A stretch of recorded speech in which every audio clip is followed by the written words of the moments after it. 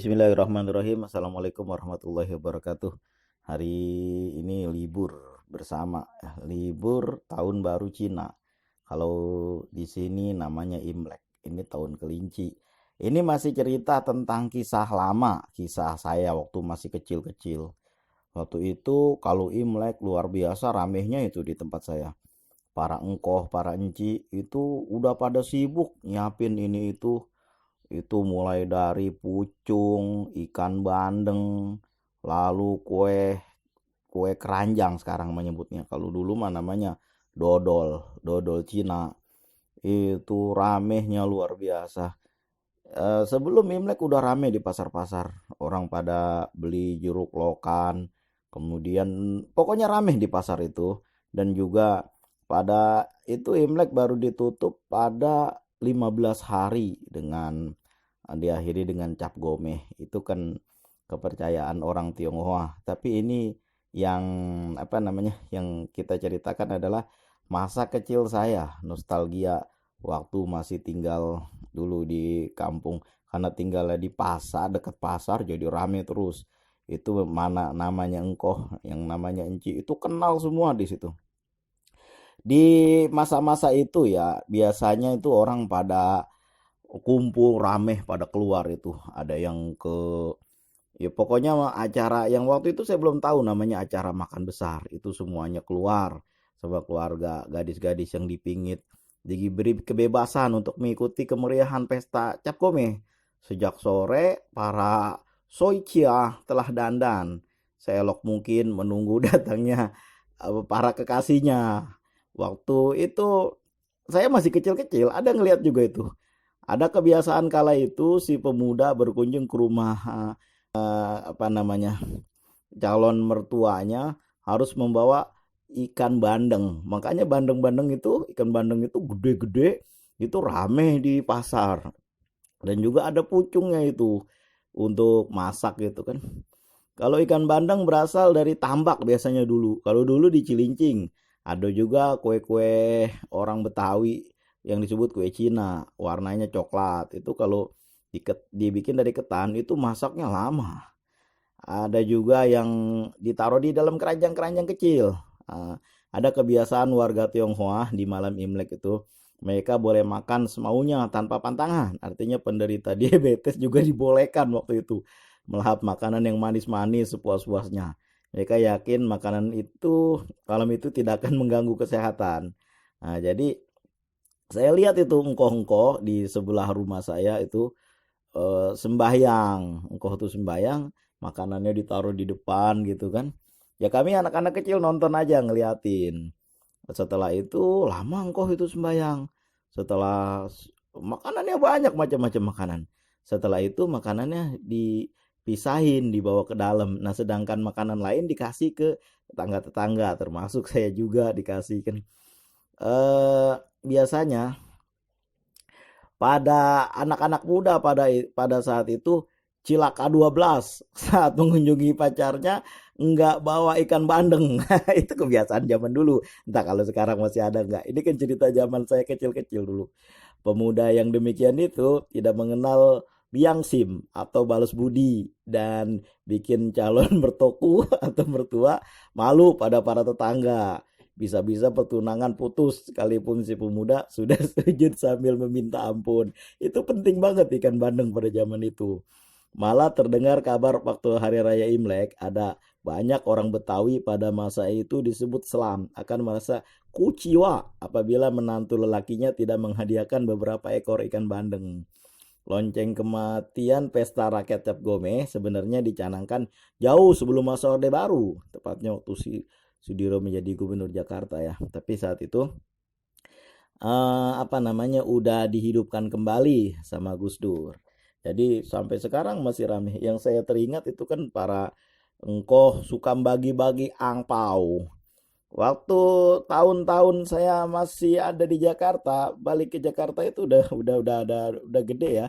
Itu kan saya beli tas koper. Jadi ketika beli tas koper itu ada dibilang, Dek, ini kalau udah bayar, ini ambil, ini kan belanjanya hari itu entah 750.000, ini ambil 4 angpau. Nanti dalamnya ada hadiahnya. Itu nggak pakai diundi, tinggal ambil aja. Kemudian saya tengok ada, saya entah dapat apa itu. Dan juga tetangga-tangga saya itu enci-enci zaman itu pada ngasih angpau gitu. Termasuk saya anak-anak kecil dikasih. Dalamnya duit pada hari itu. Dan juga dikasih kue Cina, dikasih apa lagi itu, datang ke rumah engkoh itu. Dan memang kebersamaan waktu saya masih kecil-kecil itu luar biasa. Waktu bapak pulang haji itu semua engkoh datang yang ada di pasar itu. Ada yang bawa kopi, ada yang bawa apa namanya, masing-masing dagangan mereka lah itu. Ada ya juga yang bawa duit aja untuk ngasih. Duduk-duduk bapak menyambut dengan senang karena memang kawan sehari-hari para engkoh itu dan para enci itu. Waktu itu kelihatannya para enci nggak datang karena yang diterima bapak-bapak aja, engkoh-engkoh aja pada datang. Itu di kampung saya semua kenal engkoh, mulai dari yang jualan engkoh Samuan yang paling muda, Ko Apuk yang gemuk, kemudian Acat yang paling necis, lalu Ko Alim yang jualan ikan asin, lalu Ko Talen yang bares, suka ngasih orang sedekah itu semua pokoknya engkoh-engkoh saya kenal di situ. Dan Cinci, Cimelan yang paling cakep orangnya, kemudian macam-macam lah, saya kenal semuanya itu. Bahkan satu hari gini kan, ketika bapak diundang sama engkoh ke Pluit, acara kawin anaknya, pesta di sebuah gedung di Pluit gitu kan. Saya nggak tahu gedung apa, nggak dicerita. Tapi sampai di sana yang datang yang orang pakai peci haji ya, karena bapak orang Betawi pakai peci haji. Cuma bapaknya dari jauh engkau udah senyum, ayo Pak Haji masuk masuk. Diambilin makanan khusus sama engkoh kan, dikasih makanan khusus sama engkoh itu. Ya cuma lain sendiri tapi engkau senang gitu karena waktu itu kan, ya kok jauh-jauh gue datang ini, dibilang ya kan, masuk Pak Haji. Aduh, sampai juga Pak Haji panggilan Ci kan, Bu Haji masuk, dibilang ya kan. Itu ditemenin sama engkoh itu. Ya udah nggak apa-apa kok, tinggal aja kalau banyak tamu. Itu mana kok besannya? Itu Pak Haji, dibilang. Oh iya iya ya. Waktu itu kan anak engkoh dari masih kecil sering main sama saya dari masih kecil-kecilnya. Itu waktu itu keberagaman hidup kita nih, sesama orang Betawi itu luar biasa itu, nggak pandang agama, nggak pandang suku, itu sama-sama. Makanya waktu acara apa namanya, cap gomeh, acara apa namanya itu, Imlek itu, ya sedikit banyak kita kecipratan juga acara itu. Tapi makanan makanan yang engkau sembayangin itu nggak dikasih sama kita, dipindahin kan. Nah, dia memang ada makanan khusus yang dia beli, yang dikasih sama kita ini, buah segala macam kan.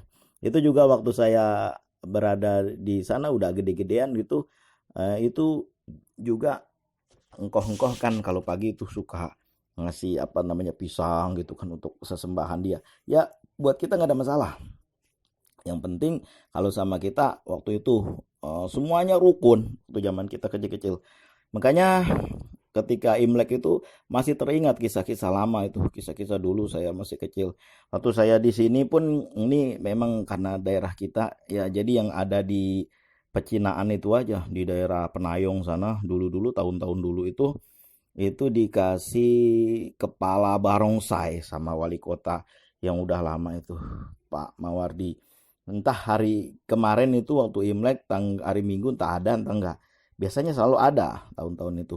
Dan waktu itu acara Imlek, waktu ngarak barongsai itu bertepatan dengan waktu sholat Jumat. Ketika jam 11:30 diumumkan sama engkoh yang jadi panitianya, stop dulu, nanti habis sholat Jumat kita lanjut lagi, kata engkoh. Memang luar biasa kita di bawah ini akar rumput, apa namanya, rempugnya itu, kerukunannya luar biasa. Entah kenapa di atas pada berantem. Kita dari masih kecil-kecil dulu nggak ngapa-ngapa, sama semua engkoh itu baik. Ketika saya datang ke sini pun tempat perantauan, malah lebih banyak berteman dengan mereka, apa namanya, berbisnis, belanja dengan mereka. Mereka jujur, nggak mau jual barang-barang yang jelek-jelek, nggak mau jual barang yang harga baru tapi barang lama, mereka nggak mau. Ya dari masih kecil karena kita udah sama dengan mereka, udah rukun dengan mereka, entah kenapa. Jadi karena kebiasaan itu aja, makanya ketika Imlek ini saya teringat masa-masa zaman dulu. Demikianlah kisah zaman dulu waktu saya masih kecil-kecil tahun 1980, 1980-an lah, tentang keramaian Imlek pada waktu itu. Yang jelas pucung, jeruk lokan itu hujan juga. Kalau nggak hujan itu nggak seru Imlek itu. Itu masih teringat sampai sekarang. Terima kasih sudah mendengarkan kisah lama ini. Mudah-mudahan bisa jadi kenangan lah. Pernah terjadi waktu ya zaman dulu ya mungkin juga sekarang. Jadi Imlek tahun ini katanya Imlek tahun kelinci. Tahun 1000 berapa ya? Saya lupa itu. Ya pokoknya tahun kelinci lah itu yang dibilang sama Kongko kawan-kawan saya itu yang biasa saya bengkel motor, biasa saya beli perbaiki apa ini, beli-beli flash disk, perbaiki laptop atau beli laptop sama Engkoh tuh kan biasanya Engkoh pulang kalau di sini karena jauh Engkoh biasanya pulang ke Medan. Jadi ada sekarang-sekarang ini ya masih akrab dengan Koh.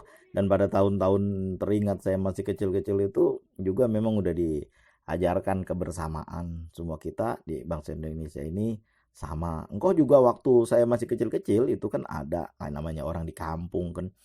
Itu kan saya sendiri atau di kampung tuh ada suatu apa namanya kalau kita jalan agak jauh gitu ya ada suatu tempat memang perumahan itu pecinaan rame dan semua orang yang masuk ke situ apalagi saya yang tampangnya tampang tampang koh ini selalu dipanggil koh sama orang-orang yang ada di situ.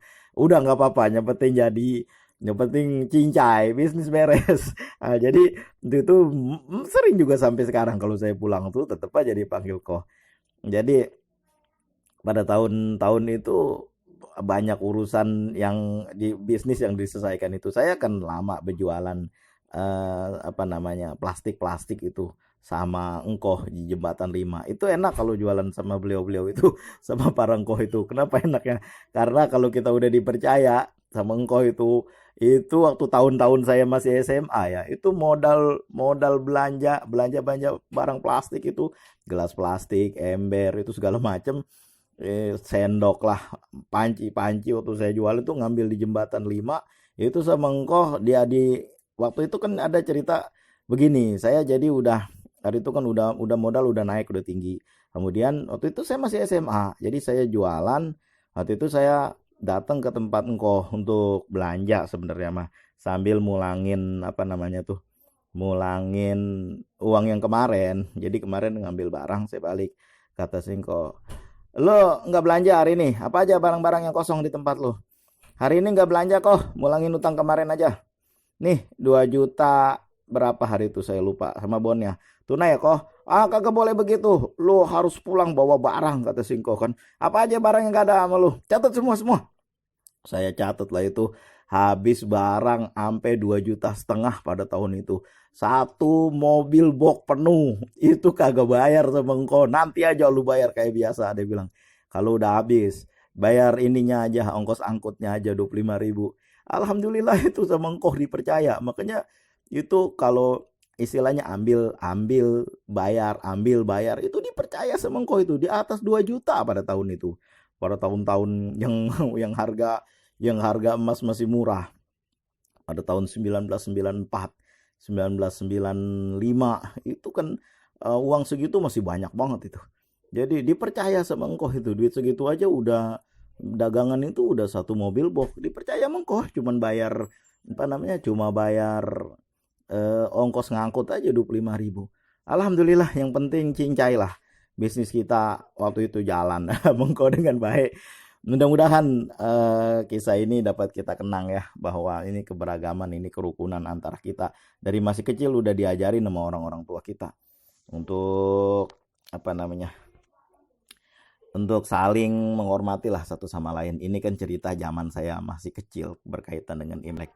Eh sampai sini aja apa yang saya ceritakan mudah-mudahan nanti kita cerita kenangan masa lalu zaman dulu. Pokoknya kan semuanya pada bersatu, yang pada ribut. Nanti kalau misalnya apa namanya pada ribut jadi kagak enak kan. Gong si Pacai, terima kasih atas perhatian udah denger selamat tahun baru Cina, tahun baru biasanya memulai tanam, memulai menanam itu kalau di Cina. Kalau di kata engkau yang cerita sama saya. Terima kasih. Assalamualaikum warahmatullahi wabarakatuh.